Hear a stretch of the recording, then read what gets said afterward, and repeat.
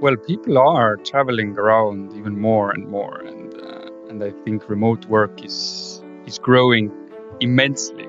And digital identity is something that makes your life easier.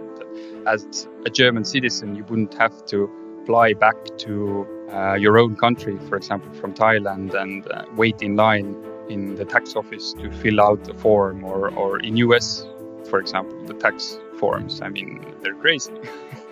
and you physically have to be present to actually present all of these documents. So I think the future of work is about being location independent, being able to submit or do your business from anywhere in the world. So I think digital identity will play a very big part of this revolution. That's Ott Vatter, the managing director at e-Residency, an initiative started by the Republic of Estonia to encourage more people to start businesses in Europe and to make it easier for remote workers and entrepreneurs to work while on the move. E-Residency was the first digital initiative of its kind, and there are now over 55,000 e-residents worldwide, including Bill Gates, Barack Obama, Pope Francis, and Angela Merkel. It has been so popular that e-residency applications have been growing faster than the number of births in the entire Estonian nation.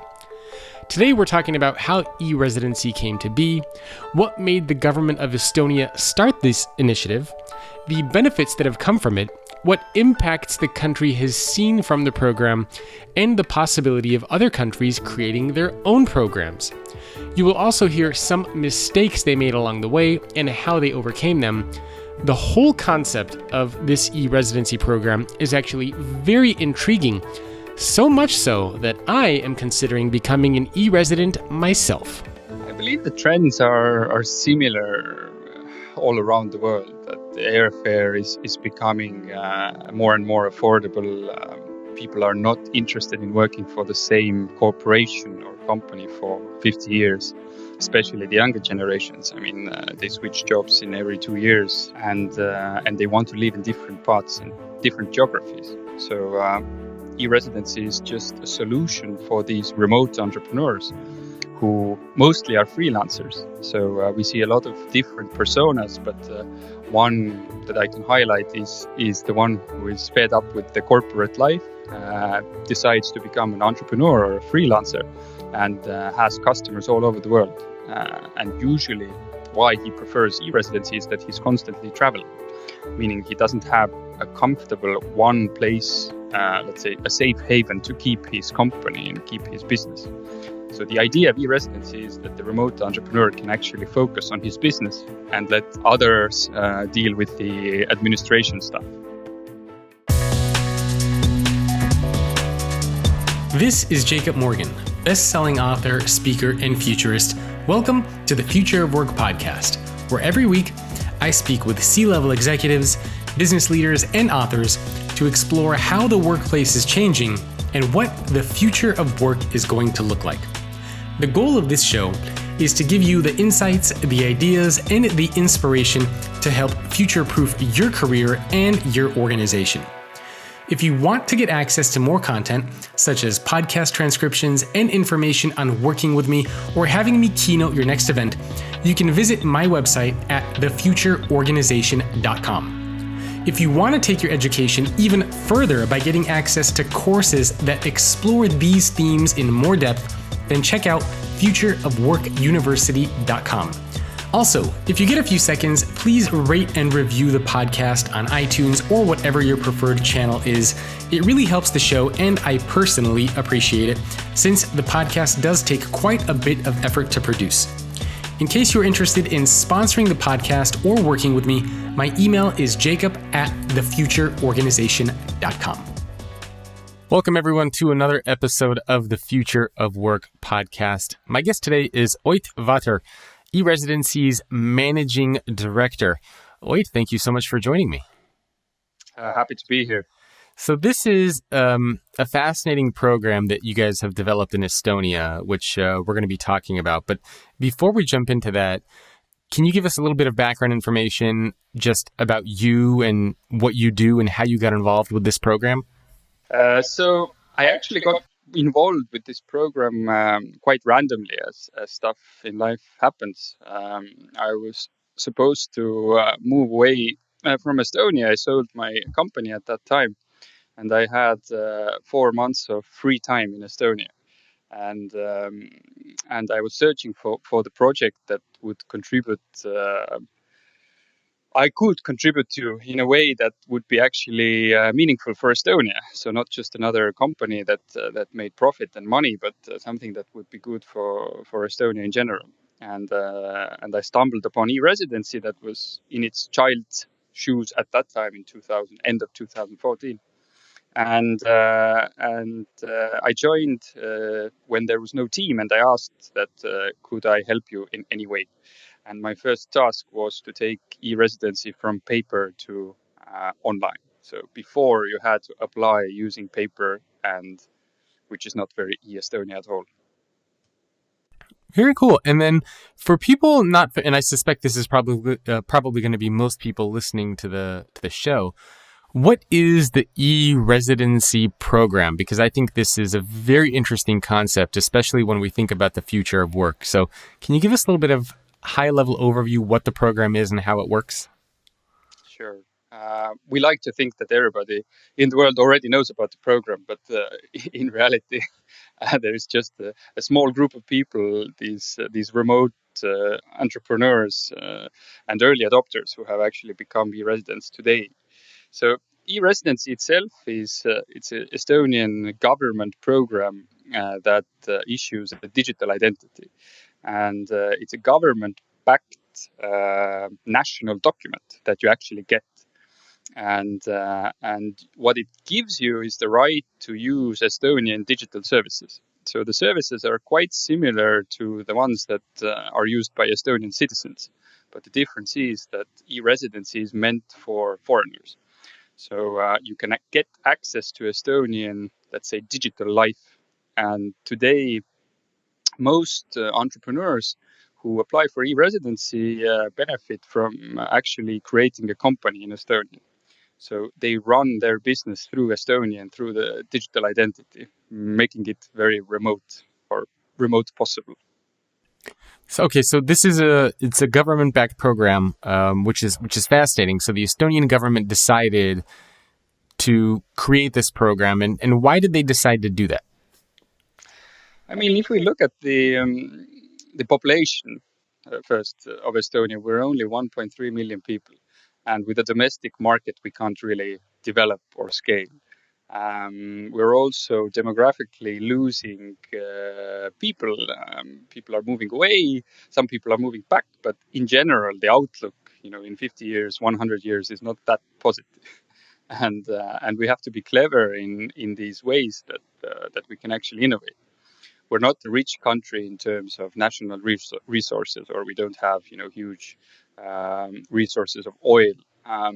But what we do have is the basis of a digital country, and we could really capitalize on that. So the infrastructure of e-Residency was already there for our own citizens, so we didn't have to invent anything new, but we could replicate the same model for foreigners. So we use the same identity card, taking away the photo and making it available for others as well. So anybody can sign up for this. So right now, if I go to the e-Residency website, and everybody can find this just if you Google e-Residency. So let's say I go there right now and I sign up. Why would somebody do this? So for example, I work for myself. I have a team of 10 people that I work with. What would be the benefit for me to go sign up for something like e-Residency? And is it only for entrepreneurs, or is this something that a company would do as well? So e-Residency as an identity is personal. So you, as Jacob, can only apply for e-Residency. As a company, you can't. And the reason is very simple: is that consider this as a key to our digital life in Estonia. So you don't have to run a company to be an e-resident, but I would say the main benefit today is running an EU company or having a legal representation in the name of an LLC or LTD in the EU. You can become an e-resident today and do nothing, in the sense that you have no obligations to start a company, for example. And we have a lot of e-residents, especially from the Bay Area and the US, who are fans. So they openly say that they don't use the card at the moment for company creation, but they want to be a part of the Estonian story. They want to be briefed. They want to consider themselves as e-Estonians. And what is the benefit of doing so? So if I was an e-resident right now, and like you said, any individual can sign up. And so by doing so, what do you get as a result, or why would you do this as an individual? So the immediate benefits are, for example, digital signatures. So today, in this modern world, we still sign contracts with our pens and papers, and we send the documents around with DHL or any other courier company. I understand in the US there are still some places where you pay by using checks. And with the Estonian e-Residency, you can actually sign documents digitally using your certificates, which means that they're valid online, and things, let's say, they move around much faster. So this is just one use case. And most of the use cases are if you have some business in the EU, or you have some kind of prior experience, or relatives or friends in the EU, and you might benefit from using digital services or healthcare services, for example, in Estonia. So if I sign up for this, you're saying that I can actually like go to Estonia, and I get the opportunity to use healthcare services in the country? That depends, of course. What I meant by healthcare services was that using the digital identity, for example, if you get prescribed something, a drug, then you can go to the pharmacy and give them your e-residency card. Got it. Okay. Your drugs or prescriptions will already be in the system. Or, for example, if something happens to you while you are in Estonia, and you have an identity code, the ambulance, if you tell them your identity code, the ambulance already has the information about your prior, let's say, illnesses or your reactions against some drugs. So that's the case with Estonians at the moment. But if you would live in Estonia for a while, or you would be here temporarily, and you had an e-residency, digital identity, you could enjoy some of the same benefits. But for you, I would still say, if your business is global and if you're traveling a lot, if you're not based in the US only, and your customers are not only in the US, then it might be considerable for EU business. Okay, that makes sense. And this is very interesting for me when we think about the future of work, because it's all about creating this digital society. So I'm curious, when you think just in general about the future of work, where do you see this going? So why is this concept of a digital society so important? Are there specific trends that you and the government of Estonia are paying attention to that made you go down this direction? I believe the trends are similar all around the world, that the airfare is becoming more and more affordable. People are not interested in working for the same corporation or company for 50 years, especially the younger generations. I mean, they switch jobs in every 2 years, and they want to live in different parts and different geographies. So e-residency is just a solution for these remote entrepreneurs who mostly are freelancers. So we see a lot of different personas, but one that I can highlight is the one who is fed up with the corporate life, decides to become an entrepreneur or a freelancer, and has customers all over the world. And usually why he prefers e-residency is that he's constantly traveling, meaning he doesn't have a comfortable one place, let's say a safe haven to keep his company and keep his business. So the idea of e-residency is that the remote entrepreneur can actually focus on his business and let others deal with the administration stuff. So you're a digital nomad, or actually a physical nomad in some way, but you're on the go, it sounds like. Yes, you're constantly in search of new customers, for example, or new experiences. we have a lot of EU customers who are spending their winters in in favorable climate, let's say in Southeast Asia and the regions. And today there's a clear problem that they're there with a tourist visa, and they're actually working. So they have to do these visa runs to get out of the country.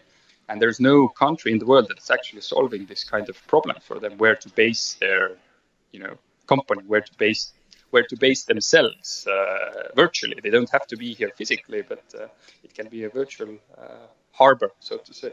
So can you actually live in Estonia with an e-residency? So e-residency has actually nothing to do with a physical residency. So the name is a bit controversial, I have to admit.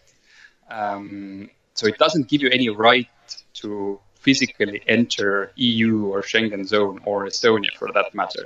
But e-residency itself is your key to the internet services, the digital life. However, we see the trend of these e-residents who have companies, and they're dealing with Estonia. So they're dealing with our business registry, our tax office, and they see that the life here is quite efficient, quick, and affordable. So we see some of them actually migrating here physically as well. But it's important to stress that e-residency itself does not guarantee you any physical rights with Estonia. Okay, and I suppose it's also important for people to note it's not a way to avoid paying taxes in your home country either. Absolutely not. So e-residency itself does not guarantee you tax residency. So you're still, tax resident where you are based or where you are most of the time. But if you create a company to Estonia, then the company might be a tax resident of Estonia. But in the end, it's up to the resident or the user to compile and be compliant with the tax office in their home country as well. It's interesting. I don't think there are many countries that offer this, right? I think, is Lithuania another country that I think I read about recently that has introduced this? Are there any other countries that have e-residency besides Estonia? Not really. Yes, Lithuania decided in their parliament that they were going to introduce something similar soon in 2021, I guess. In essence, it's not something completely new, because you could register a company in other jurisdictions or countries without using a digital identity. But what we've added here is the kind of added comfort of you not having to hire an expensive consultant or a lawyer to do this for you, or you wouldn't have to fly to Estonia and go to the notary to register the company. So it's kind of extra layer of hassle-free administration. Okay.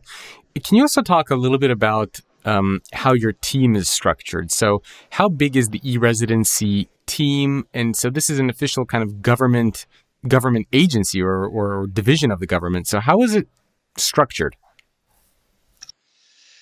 E-residency is completely funded by the government, and we are a government program. But there are very, let's say, different aspects or different departments of the Estonian public sector that are involved, as this is a national document. So the issuing of the document is being done by the Estonian police. So they do the background check. So how the process works is that you submit an online application that goes to the Estonian police. They conduct the background check, and then you need one face-to-face meeting to get the card. And you can do that in the Estonian embassies all around the world. So there are about 38 locations globally. But the foreign ministry is responsible for the issuing of the card locally in the embassies. And then our team is kind of coordinating the work between these state institutions. Our own team, the e-residency team, has 18 people at the moment. And the different institutions in the police, the foreign ministry together, there are a lot of people who are kind of involved in this overall process, because it's a government document, so to say. It sounds like it's kind of like a startup in the Estonian government. we like to call it the governmental startup in the beginning, because we openly said to the government that we don't know where this might go. It might fail, it might be successful. That was 4.5 years ago, almost 5 years ago. Today we can say that there is clearly a demand for this kind of, you could call it a product, but it's actually Estonian business environment. People that actually benefit from this, using, they are able to do business using e-residency, which they couldn't have before. I can just bring one example of Turkey or Ukraine, these countries where PayPal is not accepted, for example. And for them, creating a company using e-residency to EU allows them to use PayPal services, which is a huge add-on to their company. Oh, okay. I didn't know that. That's actually a good case study for one of the benefits of e-residency. And I actually remember that this started a couple of years ago. I remember hearing some of the announcements, and it was in the media, and there was a lot of coverage around it. And so, over the past couple of years, how many e-residents do you have now? Today we have almost 60,000 e-residents. Wow! And from all over the world. From all over the world, about 162 different nationalities, I would say. Jeez, yeah, that's crazy. It's quite big, though. It could be even bigger, but the hassle of getting the card is still there, because it's as it is the highest form of security in the form of the national document, which is accredited by the EU e-Ides Act. That means that we need to meet you physically. You have to come to the Estonian embassy, and it's already a big hassle, because we don't have embassies everywhere in the world. It's a substantial cost of time and money that you have to make to come to the embassy. So if we could make e-residency a mobile-based solution, I would say we would have 5 million, 10 million users already. But this can never be done, because we want this to be a trustworthy government national identity. So we need to verify that, Jacob, you are who you claim to be. I would imagine that that's certainly a challenge to get people to go into all these different Estonian embassies. But still, 60,000 people is a tremendous growth over the past couple of years. And has the country of Estonia seen any impact as a result of doing this program, or what's been the benefit for you guys? Interesting that you ask. So the innovations that we've done with this program, we have always included Estonian citizens there as well. For example, some law changes that we have proposed to the government, making the life of e-residents easier. These apply for Estonians or Estonian company owners as well. So all of the changes that we are actually trying to make will benefit Estonians. Plus, I told you about the 1.3 million market that we have here. So e-residents are actually additional customers for Estonian companies. We have a wide array of these service providers who are helping e-residents and consulting them, who have created additional jobs and also jobs outside the capitals, because they're virtual jobs, they're location independent. So we've seen economic growth and economic impact to Estonian government or Estonia as a country, but we've also seen cultural impact and societal impact, that there are so many people, international people, who are interested in our country. They want to learn more. They want to come here physically, visit us. Some e-residents come up to our office and knock on our door and ask that, hey, I wanted to see if Estonia is a real place, a real country, not a virtual one. Yeah, I would imagine so. And so I read, and I don't know if this is true or not, you can correct me if I'm wrong. Is it true that former President Barack Obama has an Estonian ID card as well? That is true. Wow. So clearly this is spreading all over the world, right? People are very, very interested in this program and this concept, which is fascinating. And I wonder if Do you see other countries potentially creating their own e-residency programs? Like, will we get to a point where, I don't know, 50 countries, 100 countries around the world all have e-residency programs? And have you thought about what potential impact that might have? I would be quite happy if there were, to start with, there would be at least 5 countries, and I would imagine that ideally these would be, for example, in Southeast Asia, Singapore would be the hub for this, for the economic activity, and perhaps in US, I mean, the Bay Area, or where they register the companies, Delaware, would be the hub for businesses, and EU, I mean, it could be Estonia, and with this, I mean, digital identity, we should recognize each other, that it would be actually cross-platform, possible to log in, into the different systems with one card, or we would acknowledge the different cards. Then it would become a whole ecosystem that you wouldn't need to apply, for all the different ones. So I would be happy if that would happen. Of course, that would meet competition, but I think we are ready. We are the first movers. We have the advantage. Of course, others can learn from our mistakes, but I think it will take time, because for us, being a small country, it is easier to innovate. The legislation changes happen a bit faster, and the adoption can be executed faster than bigger neighbors, for example. You mentioned mistakes. What were some of the mistakes you made? Um, Using the physical card, for example. I mean, the physical card itself is 15-year-old technology, but we are using it in Estonia as our national document for physical identification as well. So when I get stopped by the police, I will show them my ID card, or when I travel inside the EU, I show them my ID card. So that's why we kind of replicated the same platform, but it's an old technology. So why we are still using it? Why can't we make e-residency a mobile-based solution, which is modern? But at that time we couldn't do it. I think we could have gone in the beginning already with this very global picture that to start solving the scalability issue, that the embassies, right?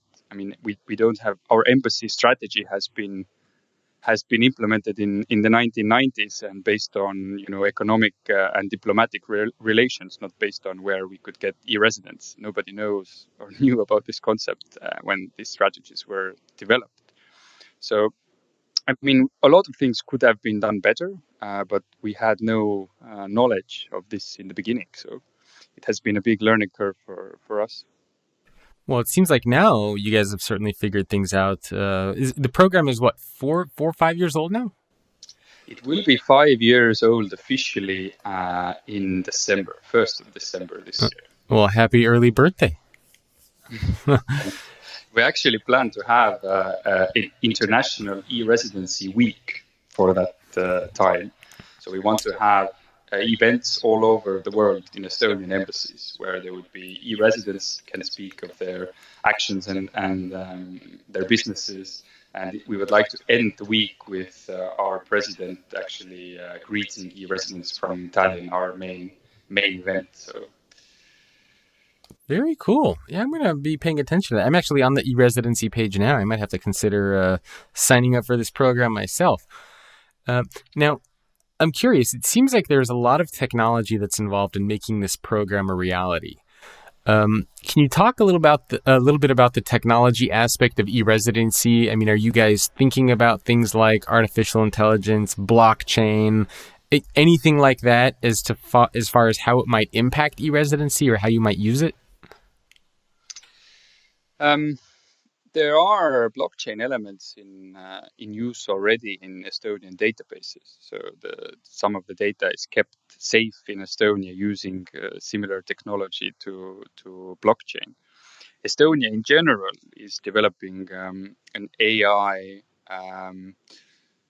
legislational program called KRAT, which is very interesting, but it's a bit outside of the domain of e-residency. E-residency itself is a digital identity program And our innovation, or our next innovation, would be to take it kind of portable, that you wouldn't need the physical card, and we would actually be able to massively increase the number of e-residents. But what the future might hold for this program is that why not invite these e-residents to come to Estonia physically? So imagine, Jacob, if you were running a company through Estonia for 3 years, we would see that you're very, very honest and a good e-resident. Why not? We would actually extend this invitation for you to come and live in Estonia for, I don't know, a year, 2 years. So there's an initiative called the Digital Nomad Visa that we are at the moment let's say, thinking upon. So we are developing the idea to see if it would catch on, that you would actually get a temporary visa to come to Estonia and work from here. And I also wanted to mention that there are a couple other famous people who have e-residency cards. And what is it? Pope Francis, Bill Gates, Trevor Noah. They all are e-residents of Estonia as well. Absolutely true. Angela Merkel, Shinzo Abe, some of the state heads. Yeah, we have a pretty colorful bunch of e-residents. And how are some of these people using it? So, I get there's a lot of like Bill Gates, for example, right? I mean, he's signing up for an e-residency. Pope Francis. Are you finding that are some people just doing it just to say that they're e-residents of Estonia, or is everybody that's signing up for the program actually using it and taking advantage of it in some way? To be honest, the most of the people who sign up, they claim that they want to do business, location independent business at some point, or bring business to Estonia. The reality is that, of course, these colorful, famous people have used the card maybe a few times. Actively, they don't run. I mean, Bill Gates does not run a company through Estonia. But they want to be part of this story, and they see this as a very innovative technology, innovative way of thinking, actually, and it's their way of endorsing it. So being part of this e-resident community. And for us, it's very important if these people actually tell our story and are, so to say, the trendsetters for other early adopters. Got it. Okay, that makes sense. And when you think about the future of work, how does this fit in with that? Like, what role do you see being a digital citizen and this digital society playing in this broader scheme of the future of work? Well, people are traveling around even more and more, and I think remote work is growing immensely. And digital identity is something that makes your life easier. That as a German citizen, you wouldn't have to fly back to your own country, for example, from Thailand, and wait in line in the tax office to fill out a form, or in US, for example, the tax forms. I mean, they're crazy, and you physically have to be present to actually present all of these documents. So I think the future of work is about being location independent, being able to submit or do your business from anywhere in the world. So I think digital identity will play a very big part of this revolution. What about the Estonian businesses, the corporations that are there, or even corporations internationally? Do they play a role at all in the e-residency? Are they getting e-residencies for their employees, maybe, or have you seen any interest on the corporation side?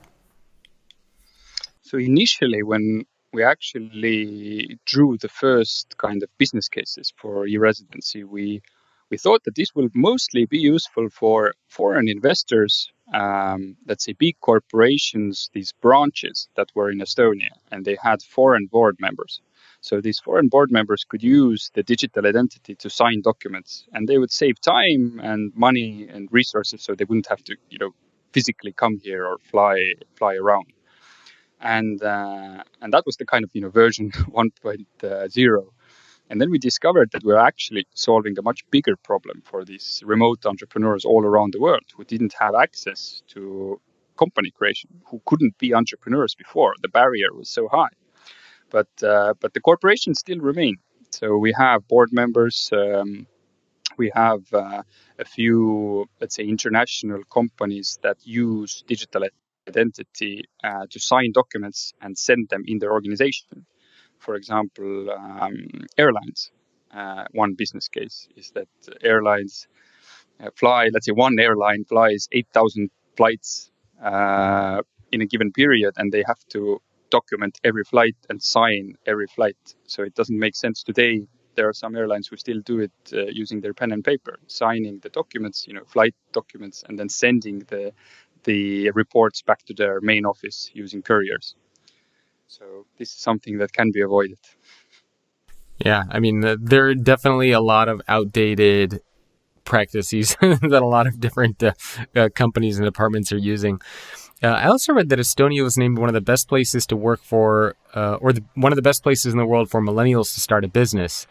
And I thought maybe you could talk a little bit about why that's the case and what is Estonia doing as a country to encourage people to start businesses there? The main advantage probably is the cost effectiveness. So it's not a very expensive place to live. You can start a company with the state fee for starting a company is 180 euros. So you can quite effectively test if your business will take off without gambling a lot of money and paying again a lot of expensive lawyers to register or do that for you. As a country, we've seen that we need more companies. We need entrepreneurs because they create more jobs, and the startup sector has been booming here lately. We have a program called Startup Estonia, who actually has a startup visa program. So to attract foreign startups to come to Estonia to get investment and set up their shop here to test, regarding the good conditions that we have. And they're also supporting Estonian startups to grow and explore other markets, so facilitating them. So we have a lot of government support, but it's also a kind of network effect from these Estonian startups like Skype, at some point when it was still a startup, that have kind of spiraled into the Estonian startup culture. So the people who have created these startups in the past have spread their knowledge and, of course, financial resources to kind of kickstart new companies. And it's a network effect. So it's not just government that we can be thankful to. It's also private sector. Yeah, no, makes sense. Well, I asked as many questions as I could potentially find specifically on the e-Residency program. Is there anything else that you think people need to know about the program? Is there anything that I forgot to ask you or any details that you think people need to be aware of for the program? I think the most important parts were covered, but I invite people and listeners of this podcast to check it out. It's definitely not for everyone. I mean, if you're based in the US, your customers are in US, and you're not traveling around, globally too much, then perhaps you shouldn't create a company in the European Union. But perhaps you could actually benefit from the digital signing, or if you just want to be aware of what's happening in e-Narnia, as we're called. E-Narnia.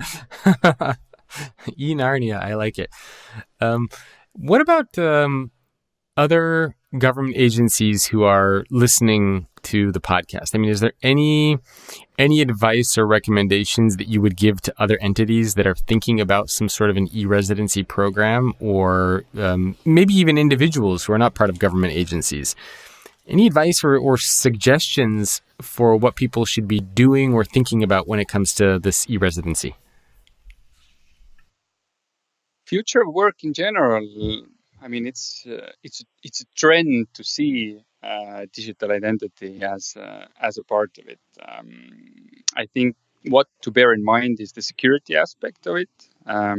You need to make sure that Jacob is Jacob. You need to make sure that the person who actually claims that he is who is behind the computer screen, because evidently, you want to know. For us, we are giving a government guarantee, so we have to be very robust in our background checks. But I invite everyone policymakers or private company owners to actually look into the identity space, because there's a lot of innovation there to be done in terms of future of work, where people will work, how they will work, and how they can actually be benefited from from working in different paths. One It's a very thing. interesting space. Oh, what was that? It's a very interesting and promising space. Yeah, no, I agree. And you actually mentioned something that I forgot to ask you. You talked about privacy, security, and data. So how does all that work with the e-residency program? Because I would imagine that there is a lot of privacy and security concerns. You are probably collecting a lot of data from the 60,000 e-residents who are signing up. Can you talk a little bit about? I mean, is the data being used for some kind of analysis? Are you gaining any insight from the data? And what role does the privacy and security aspect there play, specifically the digital side? I mean, it sounds like you're using blockchain technology, which is supposed to be quite secure. But anything else that you can say on that? So we are regulated by the European Union GDPR regulation anyway. So we are quite heavily regulated in comparison with the US, for example.